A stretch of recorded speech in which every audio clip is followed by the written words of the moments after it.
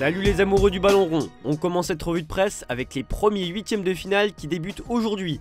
L'heure de vérité, titre As ce matin. Comme pour lancer les hostilités, l'Italie et la Suisse s'affrontent, tout comme l'Allemagne et le Danemark. Une intelligence artificielle, commandée par le journal, prédit une finale où l'on retrouve l'Espagne contre l'Angleterre. Mais pour ça, l'Espagne devra déjà battre la Géorgie de Gvirsha Kvaratskhelia. Kvara meilleur que toute l'Espagne. Chambre Giorgi Mamardashvili, le gardien de l'équipe de Willy Sagnol. Une petite pique bien sentie pour lancer la rencontre. Pour Marca, c'est l'heure de Kvaradona. Marca parle d'un joueur redoutable qui a subi 10 fautes, soit le meilleur total depuis le début de l'Euro.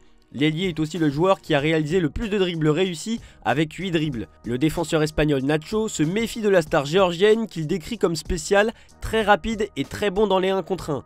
Côté Mercato, As nous parle du cas de Leny Oro. Le Real Madrid le veut dès la pré-saison et ne veut pas attendre jusqu'en 2025. Selon le média espagnol, Lille demande 70 millions d'euros mais pourrait baisser son prix à 40 millions face à la concurrence du PSG. A noter que le défenseur a déjà refusé des offres de Manchester United et Liverpool. Si le LOSC ne le libère pas, Ricardo Calafiori est le plan B de Madrid. On continue de s'intéresser à l'actualité espagnole. Non à 250 millions. Titre Le Mundo Deportivo. Le média révèle que le PSG serait prêt à mettre 250 millions d'euros sur la table pour Lamine Yamal. Mais pour le FC Barcelone, il n'y a aucune négociation possible, même à ce prix.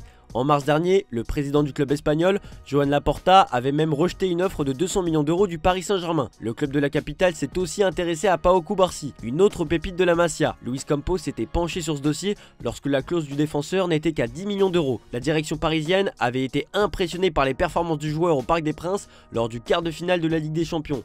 Mais le Barça a rapidement renouvelé son contrat jusqu'en 2027, le 9 mai dernier, avec l'augmentation de la clause à 500 millions d'euros. Dans Sports, on parle d'Ansu Fati, qui lui devrait faire le sens inverse puisque le joueur est en vente, indique le média espagnol. Un transfert définitif n'est pas à écarter en cas d'offre satisfaisante. Le joueur et ses représentants ont déjà été prévenus qu'il ne sera pas conservé. Le Barça pense toujours à Nico Williams, mais l'Athletic Bilbao acceptera seulement une offre à la hauteur de sa clause, soit 58 millions d'euros. Le club espagnol ne veut pas de paiement étalé sur la durée, indique Mundo Deportivo. On ferme cette page espagnole pour prendre la direction de la France. Les Bleus vont se mettre en route, annonce Gaël Givet dans la Provence. L'ancien international était présent avec les Bleus lors de la Coupe du Monde 2006. Pour lui, c'est normal que la France éprouve des difficultés à ce stade de la compétition. Certains joueurs ont besoin de l'adrénaline des matchs coup près pour se transcender. Ça avait été notre cas en 2006, a-t-il expliqué, avant d'ajouter que Didier Deschamps a toujours la rage de vaincre. En parlant du sélectionneur, il va devoir faire des choix et selon l'équipe, Antoine Griezmann devrait être titulaire contre la Belgique ce lundi.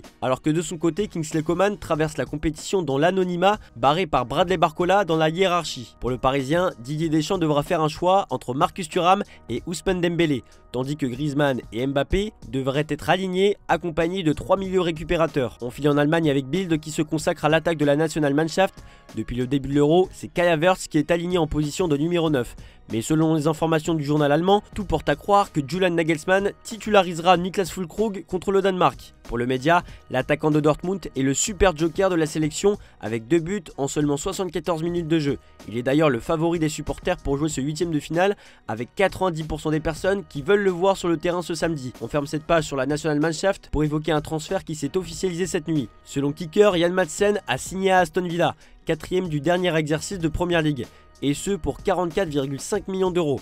L'arrière-gauche de 22 ans quitte Chelsea, avec qui il s'était engagé en 2018, et dont les prêts se sont succédés depuis 2020. Aujourd'hui, il n'y a pas que l'Allemagne qui joue en huitième de finale, puisque l'Italie joue aussi sa peau contre la Suisse. L'Italie, placarde la Gazzetta dello Sport. On fait comme à Berlin en 2006, affiche le Corriere dello Sport, en référence à la finale de la Coupe du Monde 2006, remportée par la Squadra Azzurra à l'Olympia Stadium. En attendant, côté Mercato, on parle encore et toujours de Gvirsha Kvaratskhelia. La Gazzetta dello Sport écrit que Aurelio De Laurentiis, le président de Naples, reste ferme. Le joueur ne sera pas vendu alors que le joueur aimerait aller au PSG.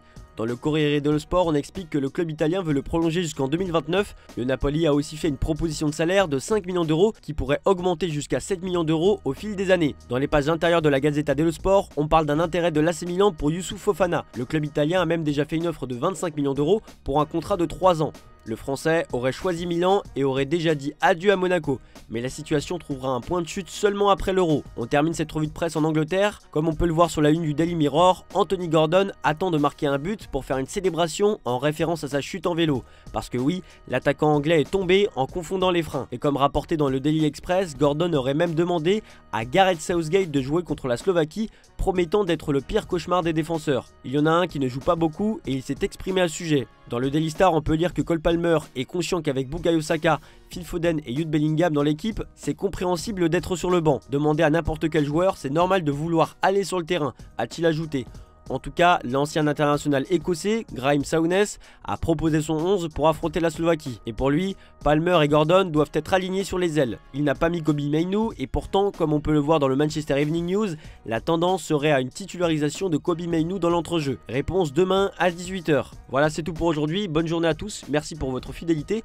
On se retrouve demain pour une nouvelle revue de presse sur Foot Mercato.